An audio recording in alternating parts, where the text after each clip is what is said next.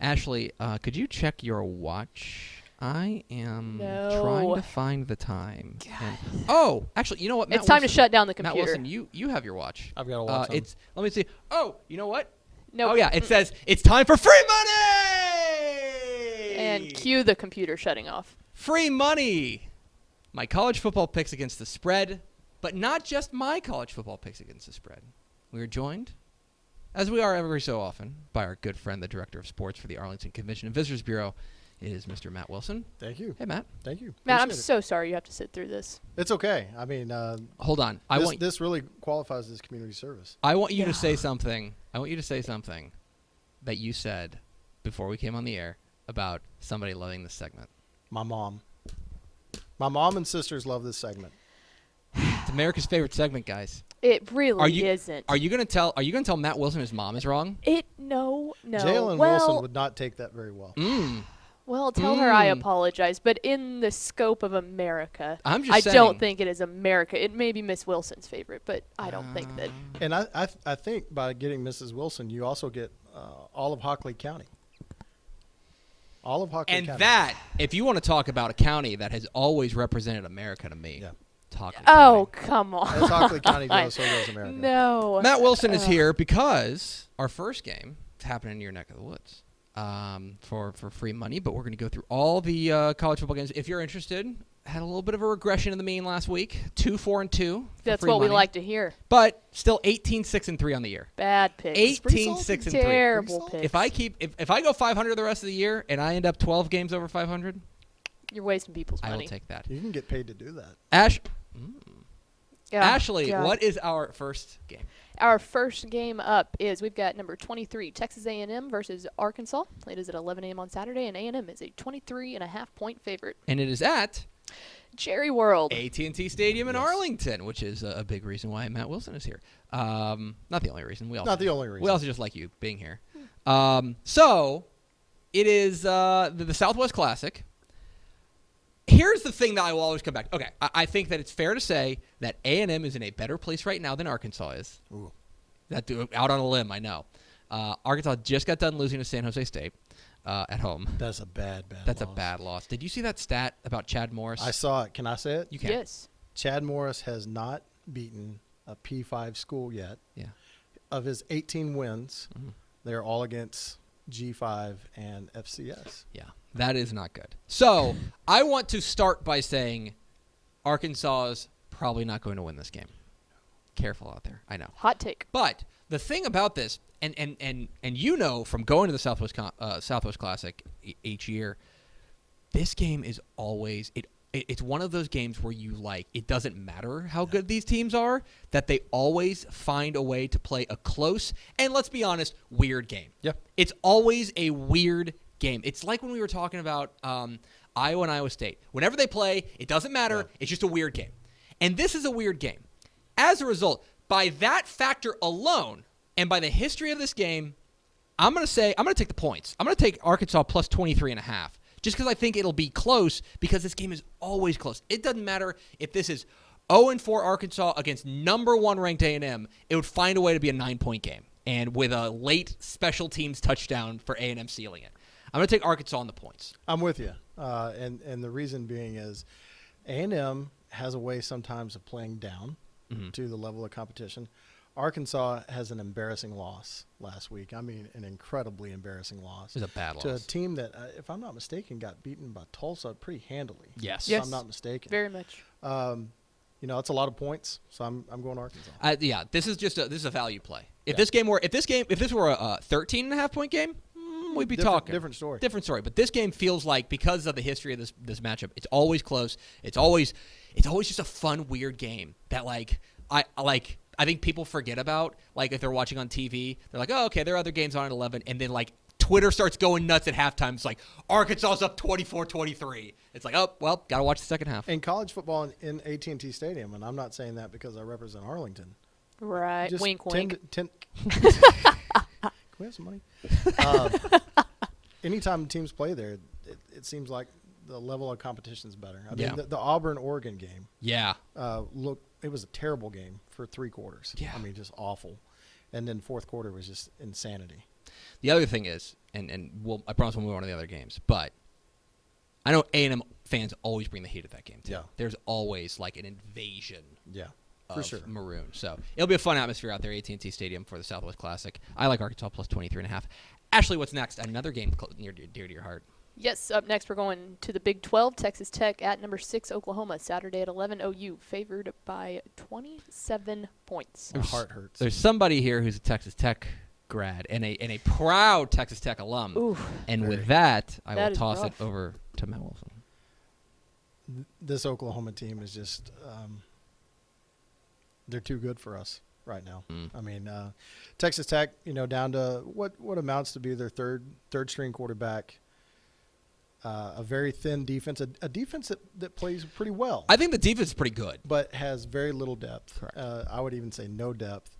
We saw that in the Arizona game, a team we probably should not have lost to. But to Arizona's credit, they wore us out. I keep saying we like I'm on the team. I'm That's not. fine. I'm not. Do it. I no longer play college football Anymore. But Texas Tech just very thin at defense, and offensively have just not looked in sync. Have not put together great drives. Have started off a couple of games okay, but just what teams have done is set back and make Texas Tech execute down the field. And we haven't been able to do it. So Oklahoma by 27. That's a big point spread, but I'm taking it. I tend to think that you're right. Here is the one thing that I will say. Oklahoma as a home favorite under Lincoln Riley is 9-6 against the spread. Okay, good against the spread. The only thing that scares me is the big point spread. I mean, you're asking to beat a team, any team, by 4 touchdowns is asking a lot. But I think you're right. I think the way Oklahoma's rolling right now, and especially at home, I tend to think that Oklahoma, and especially, although look, Tech's off a bye week. They've had 2 weeks to get either Jackson Tyner or Jet Duffy ready. We'll see, but the offense scuffled the last time we saw him out. I have a hard time thinking that any defense is going to be able to slow down Oklahoma. I'm going to go with Oklahoma minus 27. I say Jackson Tyner starts that game. Jet Duffy, you'll probably see 75% of the game. Maybe true. What's next? It is another Big 12 matchup. We've got the Jayhawks at TCU Saturday again at 11. All the Big 12 teams. Talk at about 11. two teams heading in different directions. We are talking about the 2-1 Kansas Jayhawks, who are looking pretty good right now, and a team that I think, obviously, a lot of the headlines kind of surround Les Miles and what he's been able to do. But the thing that impresses me most is that, look, their defense is playing pretty good. Like, it's just making plays. They're coming up with big plays at the key time, going up against a TCU offense that is stagnant. I mean, now, we can certainly have an argument as to whether or not Kansas is going to score in this game, because their offense is, even with the wins, they've been really it's been real average to mediocre offensively. But I do think that the Kansas defense is going to come in with a game plan against TCU. This is a tough one to call. I think, as much as it pains me as a Missouri grad, I think I got to go with Kansas. I'm going to take Kansas in the points. I'm taking Kansas in the points as well. I think that TCU is just kind of lost. I mean, they just look completely lost on offense. Uncharacteristic mistakes, not taking care of the football. And those are things that, that has nothing to do with scheme. But when you're just not taking care of the football and you're not making sound judgments out on the field, it can put you in a bad spot. Kansas has always had guys who look like they belonged in the Big 12. Yes. Just getting people to play to that level has always been an issue for them. TCU has no home field advantage. I'll say it. I said it out loud. Gary Patterson said it in his press conference, how disappointed he was to see half of the people leave at halftime. That's nothing new. And especially when you have a crosstown rivalry like SMU coming to town, to not have a great crowd, TCU, their players deserve better than that. That program, for what they've done, deserves better than that. I can't believe I just said that. But I think Kansas in the points. I think that's a 10-point game. Man, that's like, I think TCU wins, but I think Kansas is able to beat that spread. That's like such a like when you're a little kid and you say it's opposite day, like when is the last time that we've talked about Kansas having like a good defense and TCU not necessarily having a good offense? Like it is so backwards. Well, it is. It really is. But I mean, you just see. It's true, but you see like how much like they just need a quarterback. Yeah. They're one piece away. Wait, yeah. Oh yeah. If you were to take a decent, like a good quarterback, and you were to put him on TCU, that's a top 20 team. Although their running game has not been great. It was great in their win over Purdue, and that's basically it. Yeah. Everything else has been kind of average. What's next, Ashley? Up next, we're going to round out the Big 12 matchup. Cyclones at Baylor, 2:30 on Saturday. Iowa State is favored by just 2.5. Yeah, Baylor a home dog, which is a little bit interesting for an undefeated team. Now, I do think that obviously a lot of people are looking at what happened last week against Rice, and I think that kind of spooked a lot of people. But I will say that two things. One, I do think Rice is better than they have been recently. I think they're improving. And secondly, that was a weird game that if you look at the advanced stats, Baylor really dominated that game everywhere except the scoreboard. I will say this is only the second time in the last 2 years that Baylor's a home dog. They covered the last time. In fact, they are 5 under Matt Rule in the last 2 years. They are 5-2 as an underdog. Like that odds, especially at home. Big 12 opener. I think they rally. I like Baylor. I like Baylor plus 2.5 to cover that. Iowa State for me. Okay. Matt Campbell, I still think is one of the best coaches in the conference. They're, had a mistake away from having a chance to beat Iowa. Everybody saw what happened there, but I don't believe strongly in Baylor right now. Okay. What's next? Up next, we are leaving the Big 12 now, and we will go SMU, hopping on the road down to South Florida, Saturday, 3 p.m. SMU is favored on the road at 7.5. Yeah. Boy, last time they were a road favorite is hard to Long find. time. You got to do some research for that one. They have call the research department. Yeah. I will just tell you that since 2016, this is just the 6th time they've been favored, and they are 2-3. Look. I believe I don't think this is a fluke. Nope. I think SMU's for real. Mm-hmm. I think that they have found the right situation for Shane Buechele, which is to surround him with a couple of really dynamic receivers in Roberson and Prochet, and to give him a running game with Xavier Jones and TJ McDaniel. And the defense, look, the defense is okay. I don't know. I even tweeted this. I don't know if they are actually really good. But I know the offense is. Mm-hmm. The offense is going to be good enough to keep him in a lot of games. Facing a South Florida team that is okay. It's a team that right now I think that is probably a little bit better than their 1-2 record indicates, considering they played Wisconsin and then at Georgia Tech. Although that loss has not exactly aged very well. But this is a team. The issue for them is that they can't score. Their offense has been really stagnant all year long. And I think that right now, if you're SMU, you feel like you can outscore anybody. I like SMU minus 7.5 in this one. I think they are for real. I think that they moved to 5-0, and I think that we're talking about the Ponies as maybe not flirting with the top 25, but like they're gonna be in that also receiving votes. They're gonna be like also receiving votes like SMU parentheses 2 or something like that. Well, I think with a dominating win on this, if they came out and blew South Florida out by 30 points, I very much could see them as 24 or 25. Sonny Dykes may have a future as an NFL GM, and here's the reason why. NFL GMs have to go out and find pieces. They have to find the things to help their team get in the right position. They played extremely well in the grad transfer market. They're starting corners, starting middle linebacker, a defensive tackle who are dudes. Yes, they are. I'm talking dudes. We saw 2 corners on this past Saturday against TCU who manned up Jalen Reagor, who went one-on-one with Jalen Reagor across the field and held their own. And, in fact, had I don't know how many PBUs they had, but several. Defensive tackle who looks like an NFL prospect. He's a man. A linebacker from Auburn who was all over the field, looked like he belonged in Division I football, which is something they've struggled with for a long time. So they've got some dudes. They're playing extremely well. I love the fire that Sonny Dykes has. I mean, he has those guys believing, and I think they go down to a school with 0 home field advantage, SMU all day. At Raymond James Stadium. They're playing in an NFL stadium, so that tells you everything you know. Okay, what is next, Ashley? Up next, we've got Nichols taking on our West African Prince's favorite Bobcats. Saturday, 6 p.m., and there is no line on this one. Okay. Let me talk you into paying attention to this game. Okay? In honor of Ish. In honor of Ish, Nichols could score. Nichols puts up points.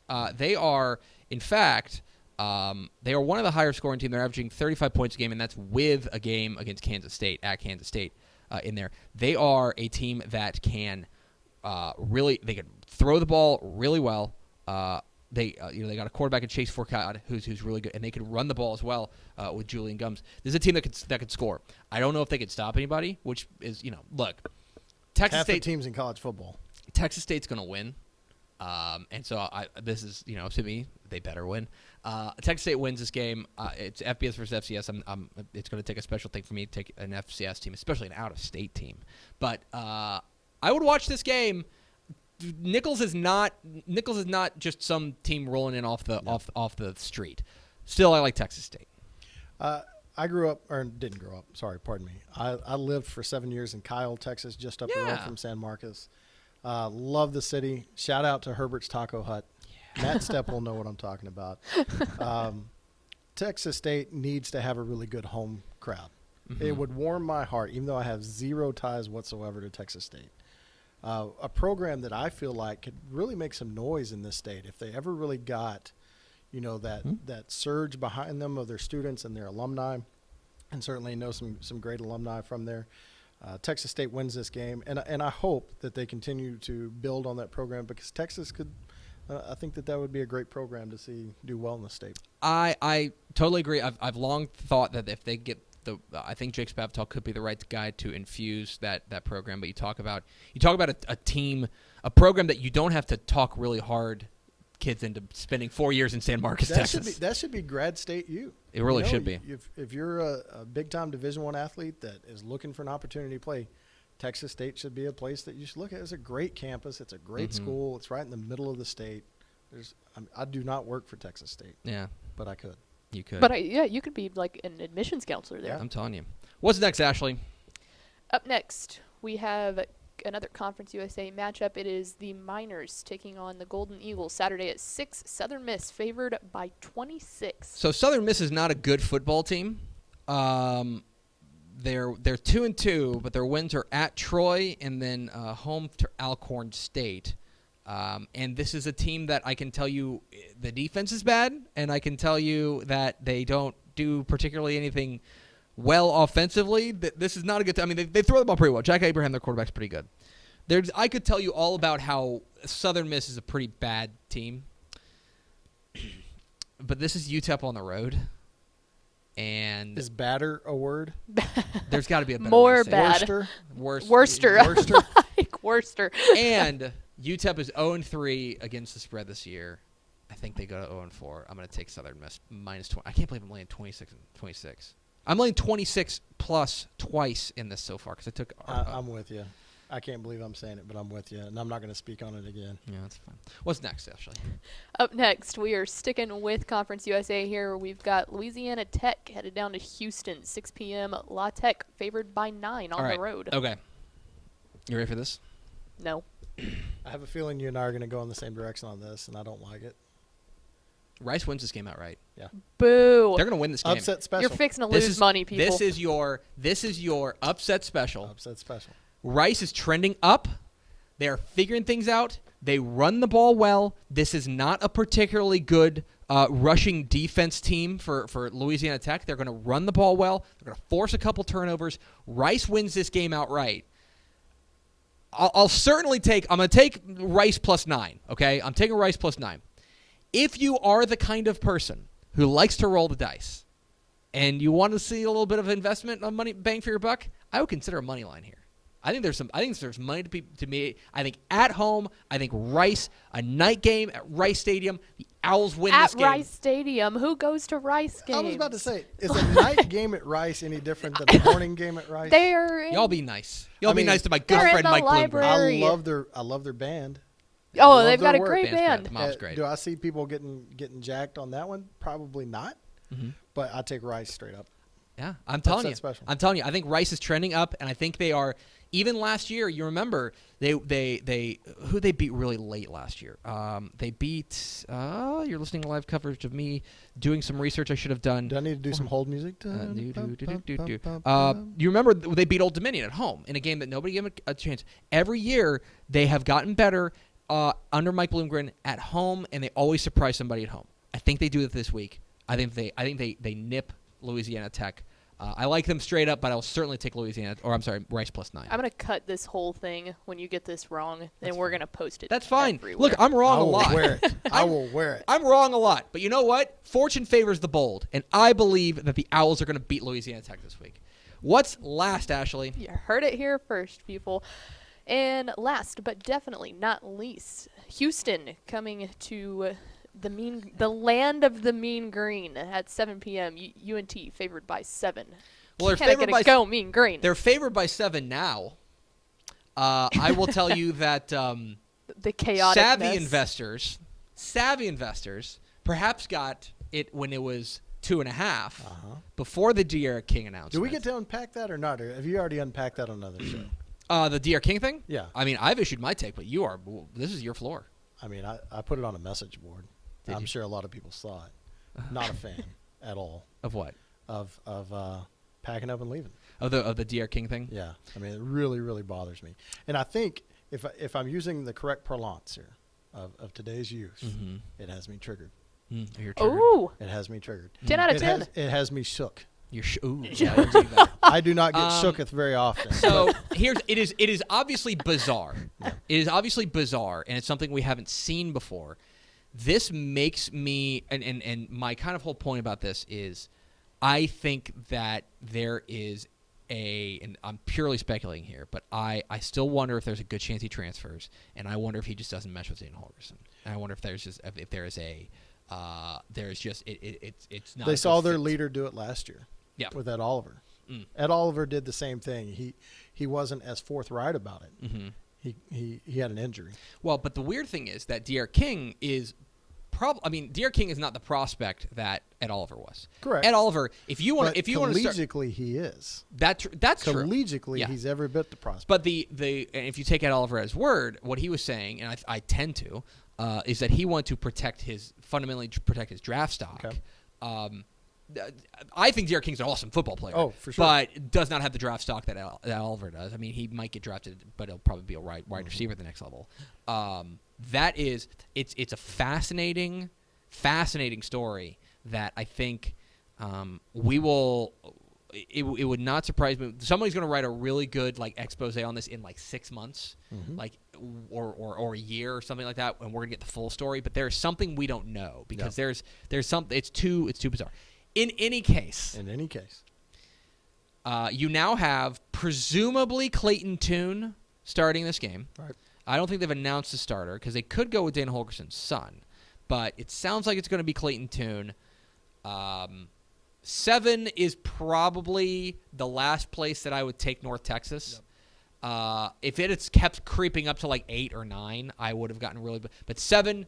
I feel pretty good taking North Texas at home. I thought they were going to win this game regardless because I think they figured things out to a certain extent. Houston did not look great, and they have not put together a full game all year, and that concerns me. And now you're taking away their best player in De'Ara King. I think North Texas wins this game. I think there's a fair chance North Texas rolls in this game, and I'm interested to see if this game's 24-3 at halftime or 31-7 at halftime. I wonder what this Houston team looks like in the second half. I'm right there with you. I mean, North Texas wins this game, no doubt. I think that they win by more than 7. Mm-hmm. Houston's a mess. They played well at times, but if you look at the times that they played well against Washington State, is because De'Ara King was being De'Ara King. Correct. And he made plays that other people just simply cannot make. For the most part, most people can't make. Jalen Hurts can make that play. Correct. Whatever. I think that you have a guy who's come in Dana Holgerson, who coaches extremely hard. Mm-hmm. And a lot of times, I've seen it in my playing days. A coach comes in and is very demanding, holds you to a certain standard, and is really hard about those kind of things. A lot of times the guys go, you know what? That's just not for me. Let me tell you the stat that I'm most concerned with as far as if you're a Houston fan is that you're going up against Mason Fine. Mason Fine, pretty darn good quarterback, I would say. This is a good passing offense. It's figured things out, especially if they start running the ball like Trey Siggers and stuff like that. Houston, 120th in the nation in yards per pass allowed. That is not going to cut it. Yikes. So Not against now, that it was a bad offense. matchup with De'Aaron King. Now it's like I feel like North Texas is your favorite. But I will point out, and I can't believe I'm going to point this out, Texas Tech played Arizona when Arizona was dead last in pass defense, and they completely shut us down. It happens sometimes. It does. Well, It won't hopefully happen not this weekend, though. this time. So there are your free money picks. I like Arkansas plus 23.5 at the Southwest Classic at AT&T Stadium against A&M. I like Oklahoma minus 27 at home against Texas Tech. I like Kansas plus 15.5 at TCU. I like Baylor plus 2.5 at home against Iowa State. I like SMU minus 7.5 at South Florida. I like Texas State over Nichols, rather. I think they're supposed to say Nichols. Southern Miss minus 26 at home against UTEP. I like Rice plus 9 Wrong. at home against Louisiana Tech. Maybe So straight up. And I like wrong. North Texas minus 7 at home against Houston. Matt Wilson of the Arlington Convention and Visitors Bureau, thanks for stopping by. Thanks for having me. And Sorry again, you had to sit through that, Matt. It's and, okay. And then we'll just, Community if you want to service. leave your tickets here, I can cash them for you whenever, Okay. whenever we win all the money. You got it.